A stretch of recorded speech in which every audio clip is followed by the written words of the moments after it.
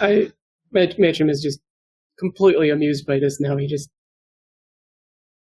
He's not going to engage it anymore, but it's really funny. Okay. So time passes. Eventually, Edwin, you do get a letter. The old guy brings you a letter. It basically says that due to the storms, like getting off of Terranugnia is virtually impossible at this point. Okay. That's good enough. Thank God, man. Well, how old is the innkeeper? The lighthouse keeper? It's hard to say. Like, he seemed like it looks like he's led a. Yeah, it looks like he's led a pretty rough life. He could be anywhere from like 50 to 70. You're really not sure. Okay. Well, Edwin has been doing what he said he would anyhow. He's making sure like he does not need to be on Cadenfell to actually use the artifact. All right. So yeah, you've just been like trying to evoke some response from the artifact. Yeah, and trying to be like, is there any way he could like tell if it has to be in a certain place for it to have effect? Well, you're still getting that tug from it occasionally. Like it feels like tugging towards Cadenfell? No, it's actually tugging toward the if you're holding it out and you're like looking at it when you place it so it's almost facing east, it feels like it's hard to move from that position. Okay. But it's much stronger now than it was before. It got progressively stronger as you came to Doven. Further north. Okay. Yeah, I'll just try and see if I can make it do anything. Yeah, you really can't get much of a reaction out of it other than that. But you have been having some rather strange dreams. Like there's flashes of home, and your worries about that have been manifesting themselves, and the man you saw on the docks is kind of haunting your dreams a little bit. But you're also getting some kind of, it's almost like a yearning. It's kind of a background feeling, and it sticks with you for like an hour or so after you wake up. Basically, you're having these dreams where like your mind seems fractured, and like you're disconnected from your mind. Like your mind and your body are in two different places. Right. Like spectral viewing or whatever it's called. Not really remote viewing or anything like that. More like it's just like you're like your body and your senses are not connected in the dream, and you want like to try to pull them back together, but you can't. Like the medicine bubblehead or whatever. Is it like Phantom Limb, where you have these senses and you know they're not yours? Sort of. But they're still my senses. I just feel like they're not mine. Like they just not feel a part like of me. They're distant somehow. Yeah, it feels like your senses are coming from someplace other than your body. It's a weird thing to dream about. Yeah, it's very disconcerting. Like each morning you wake up kind of like covered in a little bit of a cold sweat, and you're like just messed up for a little while. Is it like, does the sensation persist through the morning, or is it ended as soon as I wake up? It kind of slowly fades out as you get into the day. If I try and sleep, you ever have one of those dreams that just like sticks with you for a couple hours, and you're just like, wow, that was fucked up. Yeah. It's like that. I had a dream once that lasted 10 years. That's a thing. I've never really recovered from that. I've heard about things like that. One guy apparently had was talking about on Reddit how he had a wife and kids in his dream, and then when he woke, he was mourning their non-existence. I was really young when it happened, so it was graduating from high school, going to college, and that kind of thing. I was 8 or 9. It was really weird. It was every single day. I don't even know how to describe it. But So the rest of you probably noticed that Edwin's a little odd in the mornings. So if Edwin is going to sleep, holding on to the staff, does anything weird happen in addition? No, that's pretty much it. Okay. So the fact that even if he's touching it or not, it doesn't matter. When he sleeps, it's still the same. Okay, cool. All right, so and you are starting to. You've been exposed to this thing long enough. I don't want to say it's quite Gollum syndrome with the staff, but it's starting to. Yeah, it's starting to be that way a little bit. Okay. Do you give it nicknames? Well, it's probably he thinks that it's just because he's been so concerned about throwing it into the sea or getting rid of it somehow, so organization didn't do something terrible with it. And now it's now that threat is no longer there. Well, if he still has the feeling, now he would consider it weird. Or maybe he would just think, for now, it's just hard to stop thinking and stop worrying about it. Yeah, you think it's just regular obsession. Right. Regular, completely sane and normal obsession. And concern. So does anybody have anything else they want to do before we leave Dovin? Yeah, I don't think there's anything I can actively do. So. No. Do you think that Sith, do you think that Matron will ever actually accept the offer to fight Ernest, or just brushing him off? You'll continually be brushed off. Okay. He just kind of laughs every time it happens. That's not going to happen. Okay. You'd have to aggravate him in some way. Maybe he has a sister you can flirt with.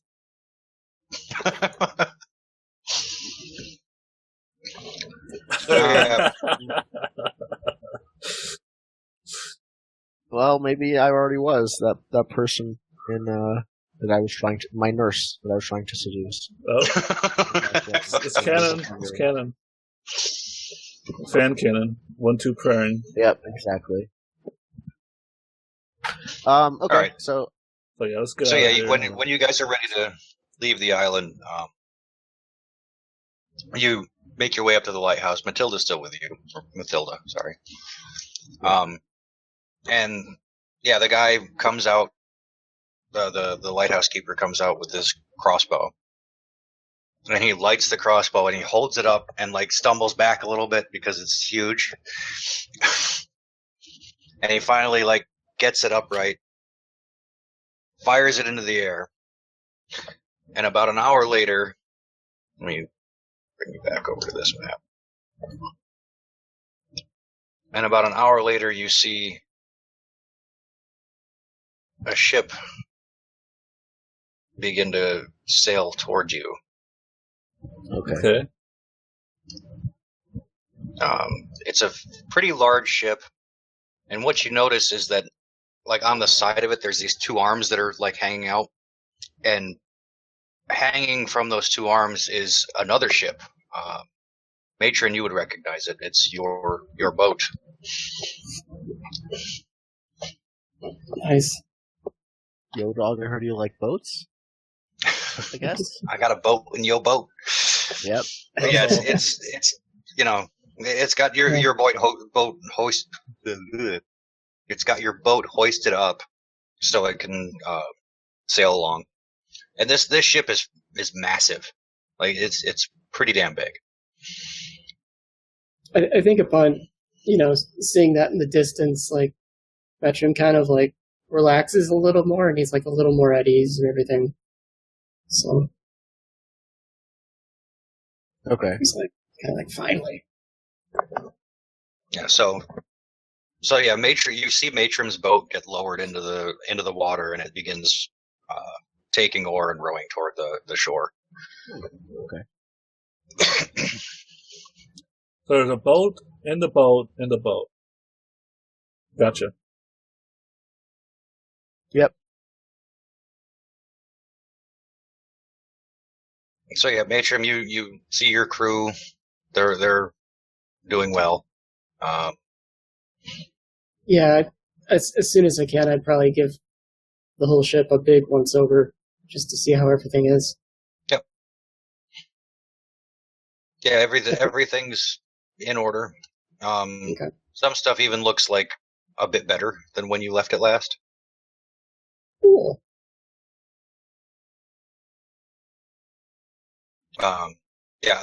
Jahwar is also on the ship or on the boat when it comes up to shore. Oh, okay. And he says that sorry we had to leave so quickly the other night. We received some information that had to be acted upon. We were only gone for 5 minutes. You kept me up literally all night. I was looking for you, wondering if something bad happened or something. Magic. Well, we didn't want to worry you, and it was dark out, so we took the tunnels.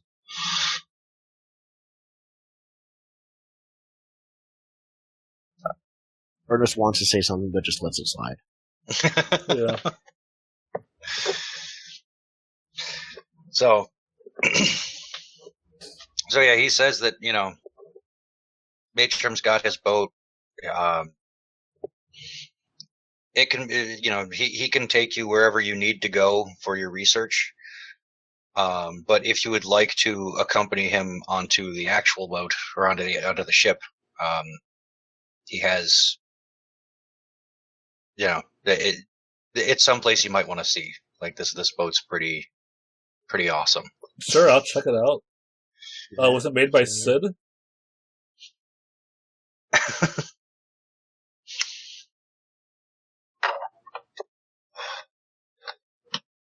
Sid would never let anybody else drive his ship. I don't know. Who's Sid? It's a Final Fantasy reference, never mind. Oh. Okay. Yeah, so I think we all go on the boat together. Yeah, we'll check out the ship. Okay. Yeah. All right, so once you get aboard the ship, there's all kinds of deckhands hustling about, trying to, get everything ready. And Jahwar brings you below decks to a fairly large room. The hold of this thing has been converted, and there's all kinds of tables with books and people talking to each other, and blackboards with all kinds of stuff scrawled all over them. And Jahwar holds his hands up and he's like, "Behold our mobile research facility." Oh. Well, that was fast. Check it out. I guess they have a library and they have a whole bunch of weird stuff. Oh yeah, there's all kinds of alembics and retorts and stuff along one side. Does it look like they're researching anything at the time? It looks mostly academic. There's no artifact here, but it looks like they're researching knowledge. All right. Trying to find an artifact. Yeah, and he introduces you to one guy. His name is Mikhail Stuttgart. Okay. And he says, "This is our lead researcher for this boat." All right. I shake his hand. Is there some blackboard or something? I have a Janet Jackson moment where he just fixes all the wrong things. Maybe, but first, are you holding the staff? Yeah, you have it out. Okay. I think normally he has his raincoat on or some kind of cloak, and he holds it underneath it for the most part. And then if he has to shake hands or something, you can see it changing hands. Yeah, so Mikhail, Mikhail notices this, and his eyes go huge, and he like looks at the staff, and he's like, "Es ist fantastisch. This is what you found. This is wonderful. This is what we have been looking for years." This specific one? Anything like this. This is remarkable. It is. I can show you my notes on it if you'd like. Yes, we must. Yeah, definitely. Show notes. Yes, and he calls like 3 other people over to a table, and you go over and so I put it down. Start pouring over. Give my character's been like working on an essay, of course. Working on. I have said last time he's like working on a whole book about the thing, but it's going to take him a while till he's ready to release this book. Okay, so while you're over like going over all of that stuff, Jafar turns to the other 2 and says, "You 2, we know you are experienced in the ways of war, combat." Which we probably just sort of like glance at each other, like share a look. I probably do, but then I kind of like shrug and like somehow taunt you. I don't do anything this time. Or it's just like, well, I guess it's sort of like, I guess I'm stuck with you, but yes, he's right. But, and I think we'll probably nod.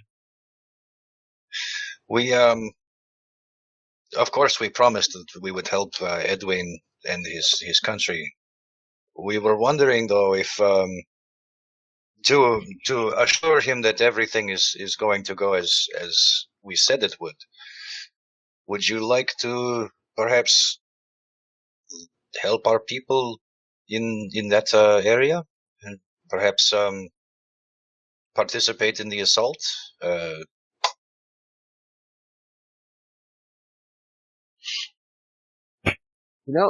Normally, Ernest would say, "I'm done with war" or something akin to that. But he's all fired up for Matron, and so I think he just says, "I think I'd like to work some steam off. Yes, I would." Well, this would be perhaps a little longer than just working off steam.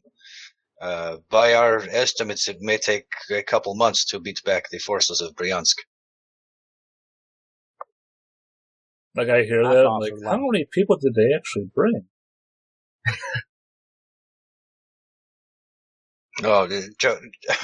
So Jafar looks over at you and he says, "You may have misunderstood. We do not want to just safeguard your people.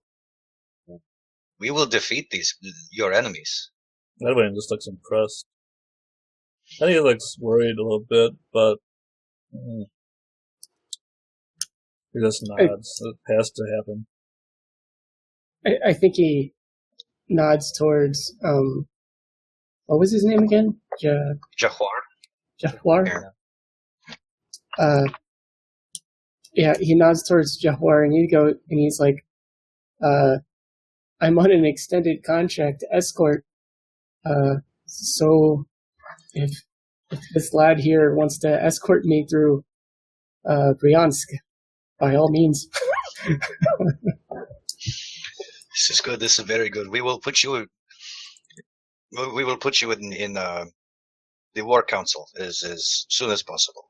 Please follow me. And he brings you into a room with a huge map of the Russian island Germanugnia.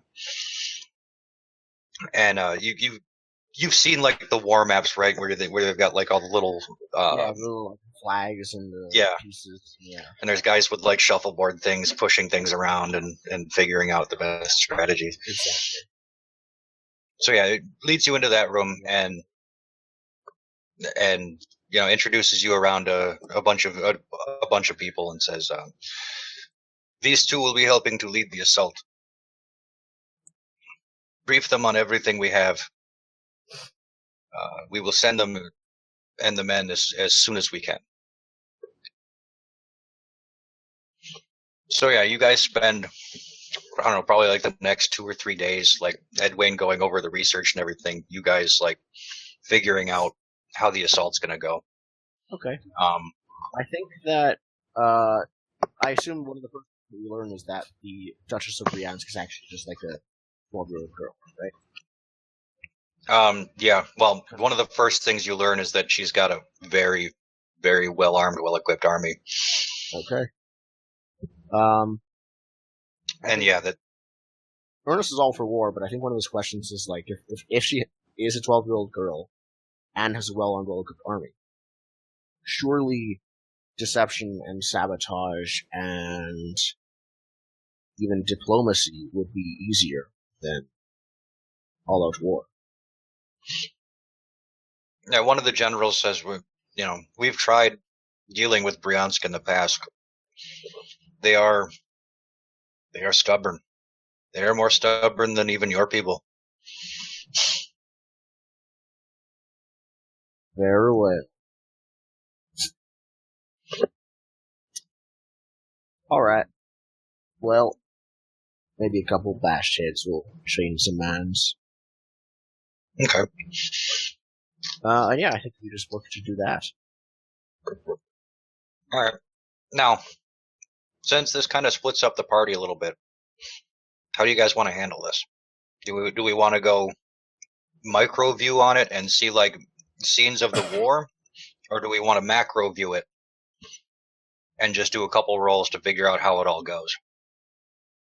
I think we might actually want to wait until next session to do this, because I can foresee wanting, like, having it be sort of a mostly downtime, mostly skip over with a couple rolls thing. Okay. But I also want to have I probably want to have a couple scenes in there. If it's basically first nature spending a bunch of time together, while Edwin is alone, researching PCs, then would have some very important scenes between them. For example, Ernest will want to talk to Lord Edwin about if he's okay with staying on the boat while Ernest is fighting, because Ernest is still on. Obviously, he wouldn't be getting on suspended pay because he's an actual bodyguard. And then probably stuff between Matron and Ernest, and stuff between Edwin and whatever NPCs he is near when he has his Eureka moment, invariably, whether it's correct or incorrect. Okay. So yeah, we'll do Elastic a bit. We'll have macro view to see how it all goes, but some zoom in points. Yeah, sounds good. We got just about time to do Artha anyhow before we have to stop. So. Yep. Yeah, that's why I was asking how we wanted to approach it next time.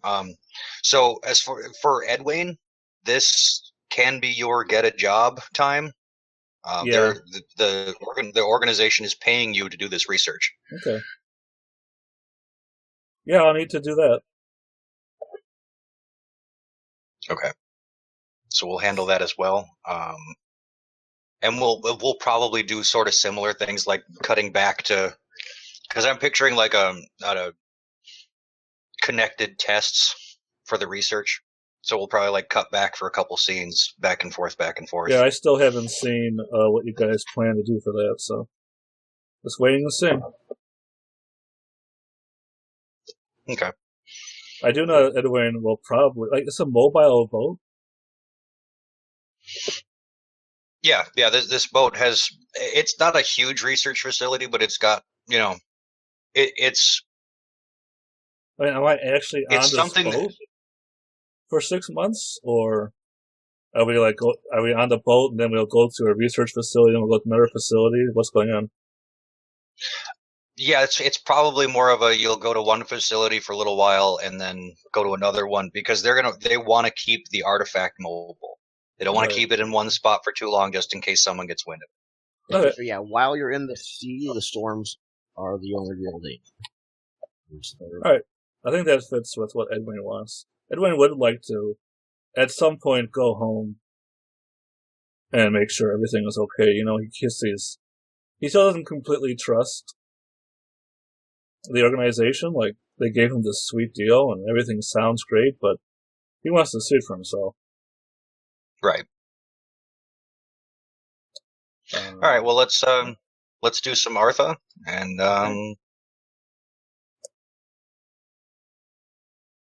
so who wants to start? It'll take me a while to get my computer to respond. Okay. Well, I could start, and I'll try to talk loudly so that this actually picks up my voice better. Well, if you can try turning up your volume. Am I really quiet to you guys too? Actually, let me see. Hold on. No. Playback because devices. Google keeps on changing my microphone volume down to 50%. Recording devices. You've been consistent the whole time for me. Yep. Give me a sec. I want to make this my default.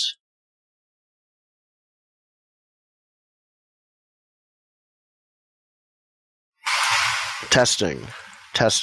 Okay. That's louder. So yeah. Yep. Okay. I gave it like a artificial boost. Okay. That works. Okay. So we're doing this at the very end. Anyways. First belief. You can't truly know someone until you fought with them or against them. Matrim is a hard man to read. I want to know him better. So let's see. It was implied that I want to fight with him in order to get to know him better. Yeah. Which he keeps brushing me off on. Yeah. Yeah, I think you worked toward it at least. I definitely did. I was like, fight me! No. I was like, that was basically what Well, I have the instinct never engage in a fair fight. It's like, no. Eventually, if this keeps happening, or it's just gonna it's gonna be the whole thing where he just refuses to save you whenever you're in trouble. And now you're heading into a war zone together. Let's see how that works out. Right. Belief 2. I want to know how conspiracies like this organization have worked out in the past. Mathilda should know. I want to talk to her about the organization. That, I think, went well. Yeah, you talked to her. I talked to her, and she convinced, we basically had conversations about the ideals versus reality sort of thing. Yeah. Belief 3. Lord Edwayne seems very distressed lately, staying up for days on end, sometimes acting erratically. I want to know what has him so on edge. Talk to him, and I did learn about the strange man as well, which I did not expect. Well, when I made the belief, I didn't even. Yeah, I didn't know the session started. Right. So is that belief completed? I feel like there's more stuff. Like this isn't just about how he acted on the trip, right? It's about what happened at the cave.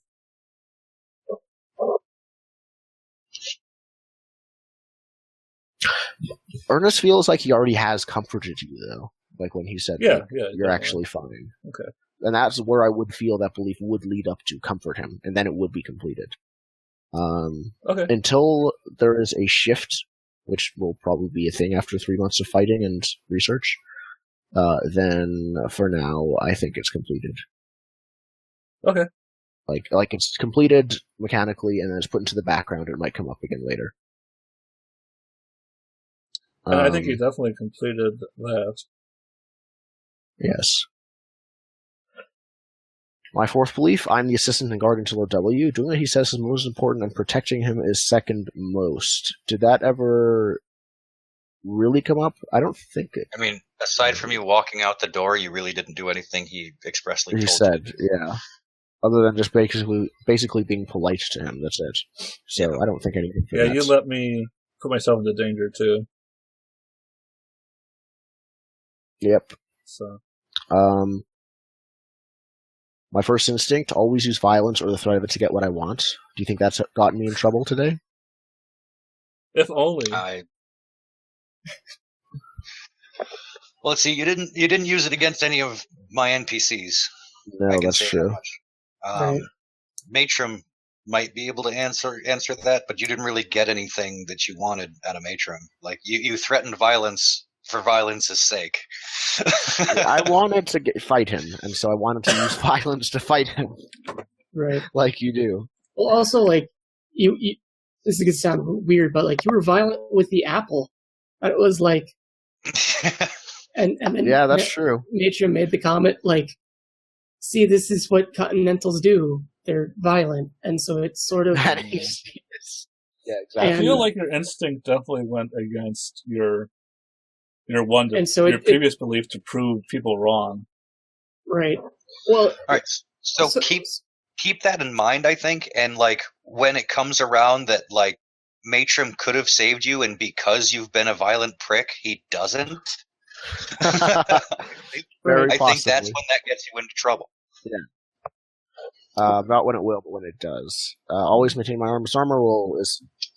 None of these will get me into trouble. Character traits. Well, none of us have really gotten into any trouble, so I don't think so. Well, traits that aren't necessarily just trouble. It's when a trait puts the story in a new direction. That's one of the things that I saw in the. Yeah. Well, you think that light sleeper as the trait, and basically me like staying up the whole night and also turning over, like being a lot louder than basically waking everyone up multiple times in the night. It was a thing. I mean, it did send the story in a different direction, I suppose. I mean, what do the rest of you think? I have multiple traits that could be used for that, but I'm not sure if it, as an event, is significant enough to warrant a fate. Right. I always saw light sleeper as like when you sleep, you wake up easily, not you're a night owl. Whereas I think you've been playing it more as like being a night owl. I think it's both in a way. Like he can go without sleep and wakes up more easily. The other ones I could think of would be closed-minded, that he wouldn't listen to anyone when they said go to bed. Same with stoic. Stubborn. He was very stubborn about that in terms of playing it as a character trait, though it is a die trait. I don't think anyone actually told Ernest to say it. Really? I mean, people threw shit at him. Yeah. I also make him stop making noise. I mean, I would be more apt to say stubborn. Definitely put the story in a different direction, because we spent, 15 minutes trying to find that fucking secret door that the old man showed you. I'd say stubborn, yeah.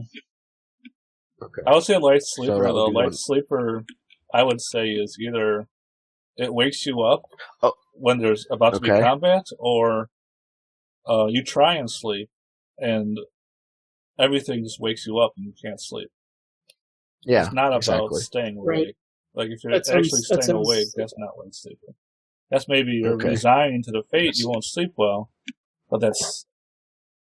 Well, that's sort of I didn't say it, which was on me. Yeah. But I meant to say, like, he would not be able to sleep with the suspicion that maybe there's a secret door around here and that someone might come through it. Yeah. Or someone else who's not friendly could come through it. Like, maybe that bear is hungry, decides to go through it by himself or herself. Like, I would say, like, if you had described yourself trying to sleep, and then every time everyone got up to put wood in the fire, or every time someone rolled over on their bed, or every time you just almost drifted off to sleep, but then you had this vision of a polar bear teleporting on top of you, and it woke you up, like, then I would be like, absolutely.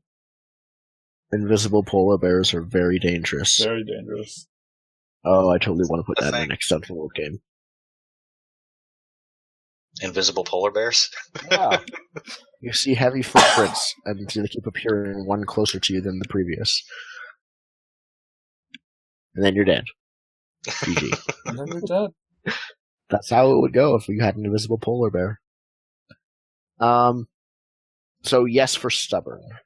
Is that right? Yeah, I'd say stubborn. Put the story in a different direction. Sure. Okay.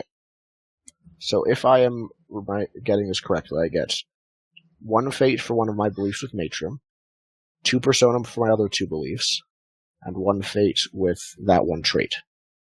Yep. Okay, cool. Finished. Alright. Okay. Who's next? I guess I can go.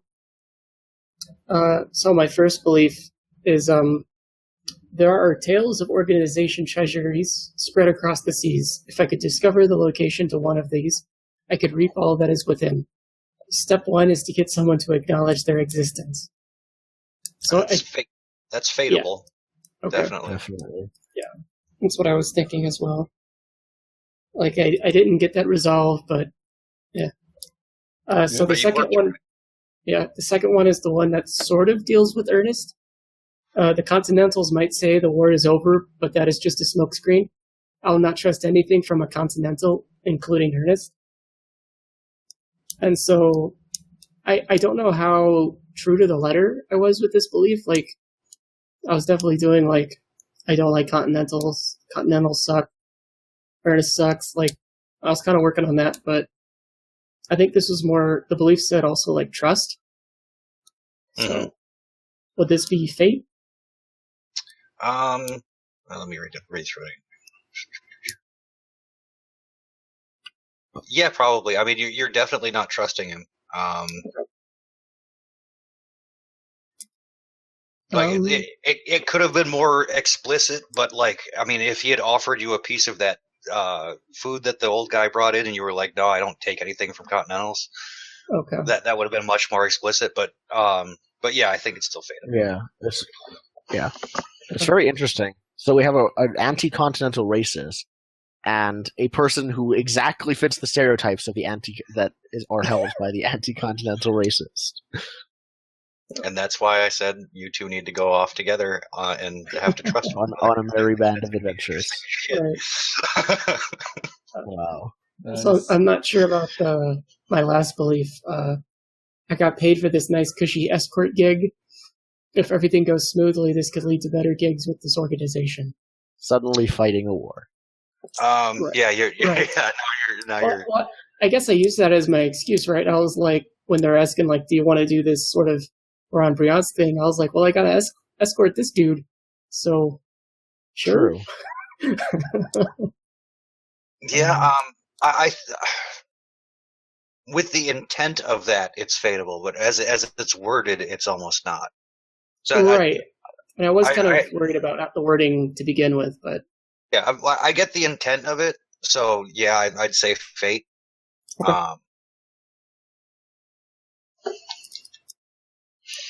Cool. But yeah, we'll work on how to word that a little bit. Yeah. For next time. Yeah. I think the only instinct I really worked on was never engage in a fair fight. But I don't know if that brought me trouble. Kept you out of it, I think. Yeah, I'm pretty sure that kept me out of it because I was using that just to not fight. Yeah. And of my traits, I was working towards predatory a little bit, but I'm not sure if that moved the story in a new direction. Like with Mathilda or trying to figure out how to get stuff out of Emilia for robbing. Yeah, I don't think I got touched on quite. I don't think you pushed it quite enough. Okay. But I think that was my only trait I really did anything with. So. Yeah, I mean, if you would have taken advantage of Mathilda just to piss off Ernest, like if you would have actually brought her in the other room, yeah, I think that would have been predatory because you were preying on her just to piss him off. And he would have not listened to he would have drawn his mace and been like, right. Okay. So it's been established he is super protective of his sister because I wanted to complete my goal, and there we go. That's how top down gaming works, yo. I want to do a thing, so I have my player do a thing and then justify it in post. I think that's it for me. So I got 3 fate. Yay! Nice. Alright, so my beliefs. Nice. The conspiracy is a group of brigands and thieves and must be rooted out of the islands, but I must get them to fund my research of the artifact. So, like I said, I'm trying to get a deeds point out of this, and there was really no conflict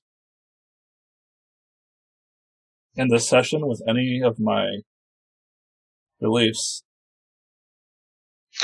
Yeah, I'd say that's really persona confused at this point, I think, because you didn't have any kind of internal struggle about wow, these people, I hate these people, I hate these people, and then show us when you flipped. But you did get them to fund your research, like they're paying you to do it, giving you the facility. I mean, here's the thing I have, right? Like, when I was trying to figure out how to get a Deeds point, I could have said that I wanted to change this belief to I was infiltrating the organization. But then I wouldn't be going against my belief because I'd be trying to infiltrate the organization.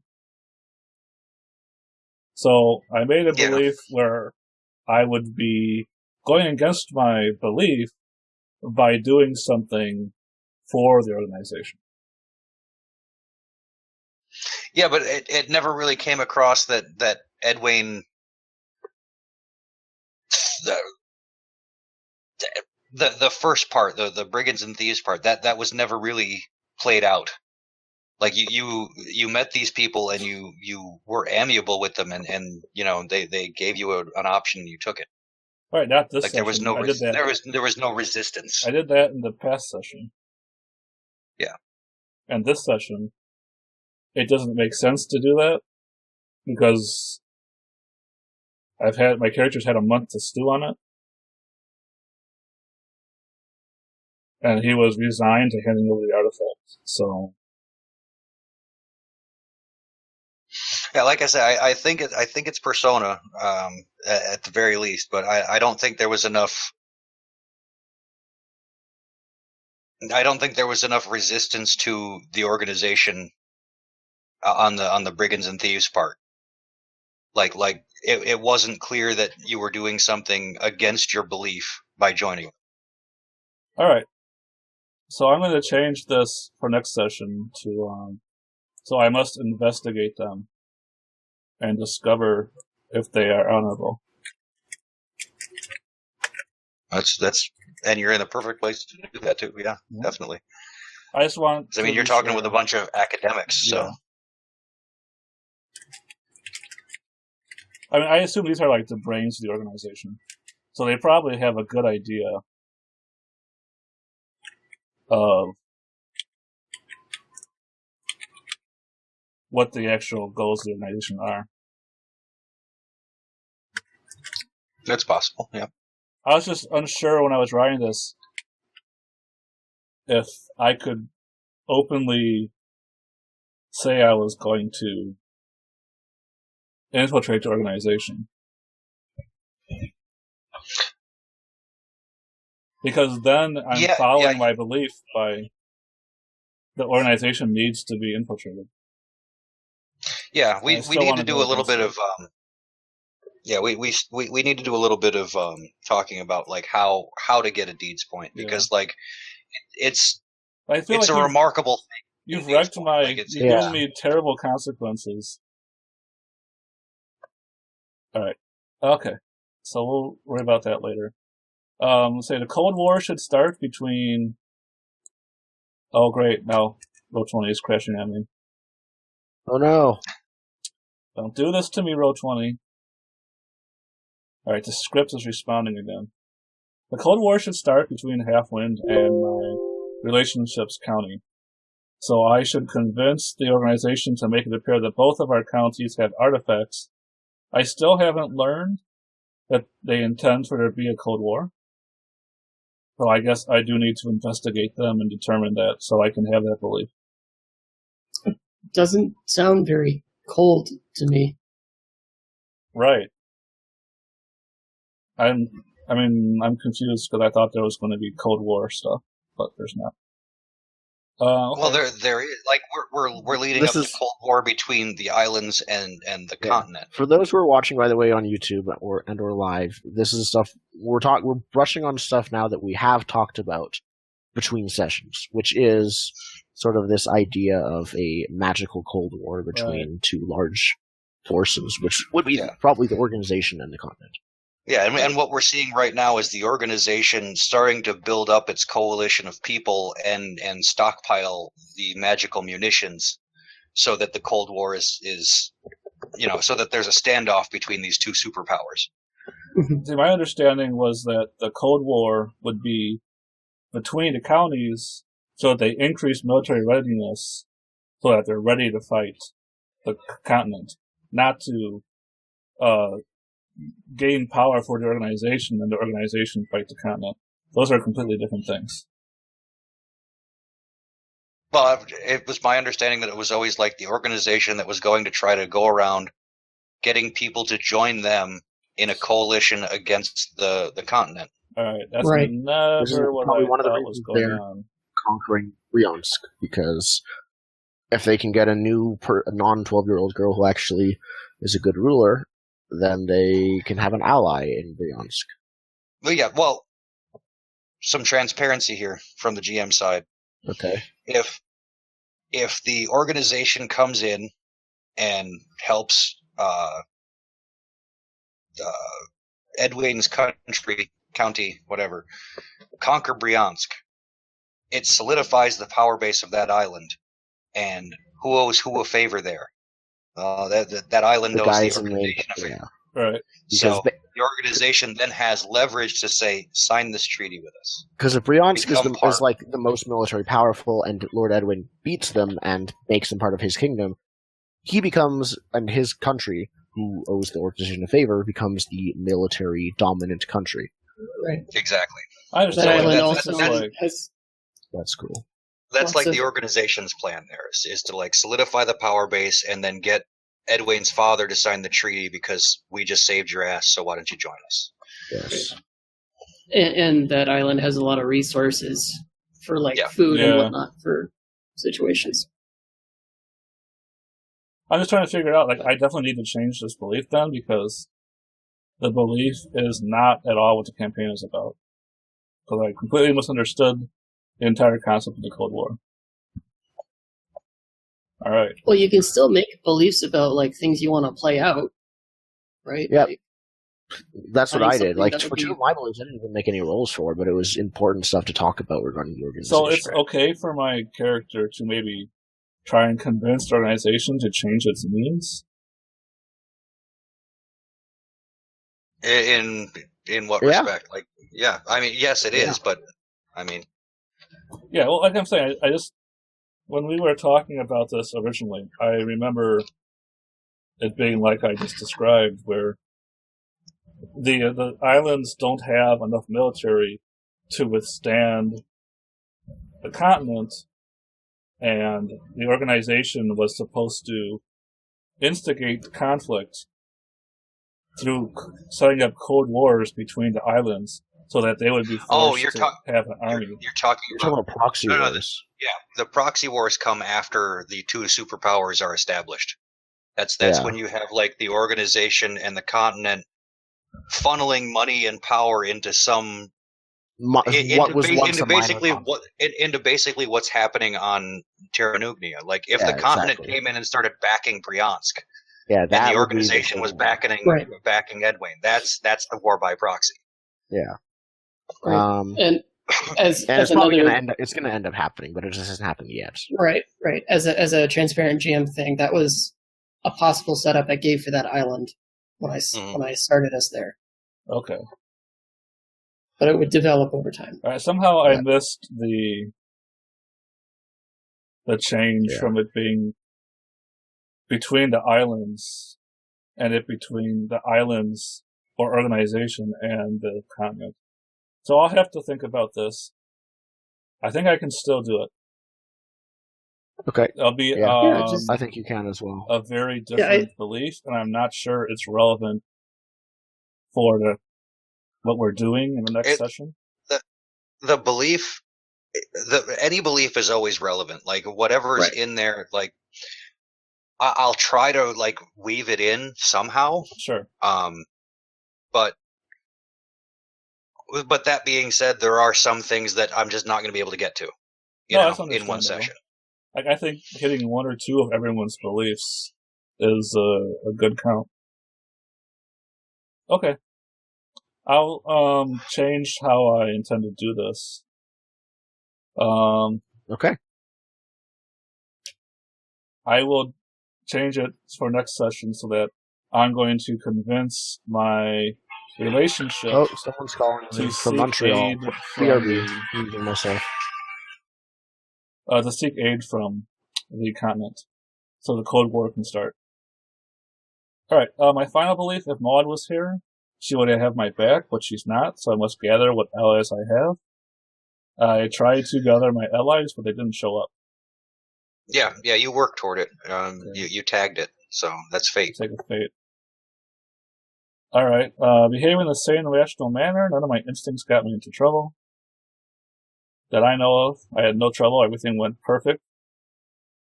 Yep. I don't feel like none of my traits really mattered. Like, you could argue that it was Edwin that caused Ernest to be stubborn and wake everybody up, but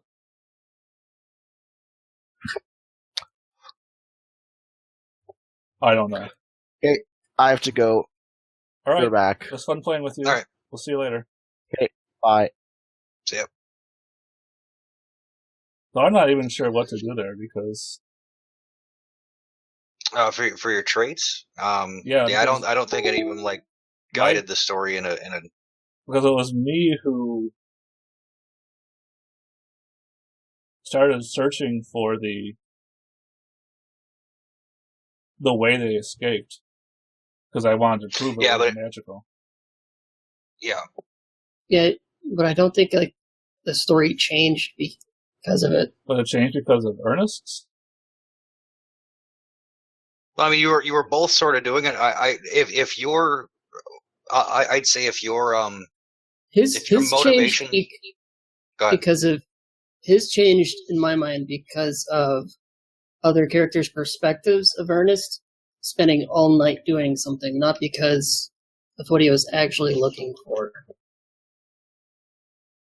Whereas I don't think I had that with you for looking for something. Oh yeah, nothing bad happened from my trying to find a secret door. Okay. Alright, so I think that takes us to right up to the end there. Yeah. We can worry about the awards. Shit. The other awards. Yeah. Next time. It won't be long. It only takes a few seconds. They're on that GM sheet. Yeah, I'm getting to them. Where are you?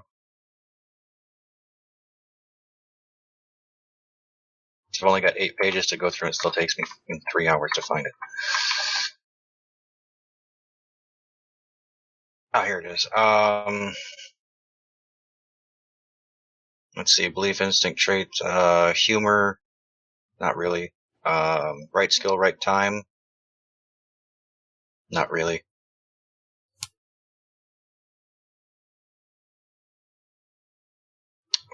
Do we want embodiment and mold breaker? I don't think that really came up. I don't think so. No, I don't think so. And no personal goals met. No. Okay. So yeah, that's everything. All right, that's good. Cool. Yep.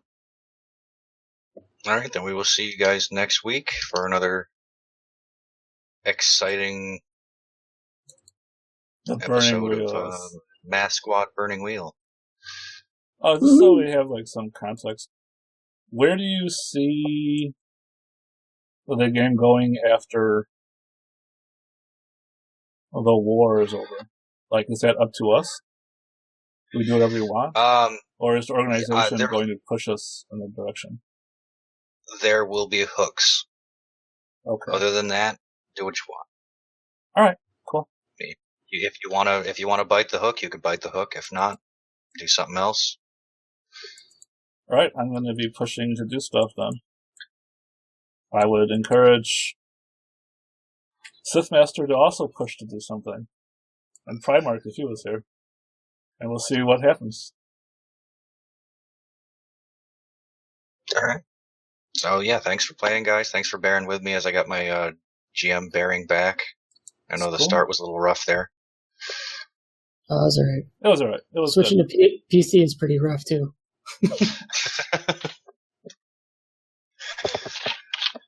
Yeah, I have to fight more for some more checks, but other than that, yeah, like I said, if I'm just gonna keep the story going. If you guys have a check you wanna make, pipe up, because other than that, we're just gonna keep on rolling. Right. Okay. Since all of the roles are literally intent and task, if I don't hear someone having an intent to do something, we're just gonna keep going. Right. Okay. I'll see you guys next week then. All right. See ya.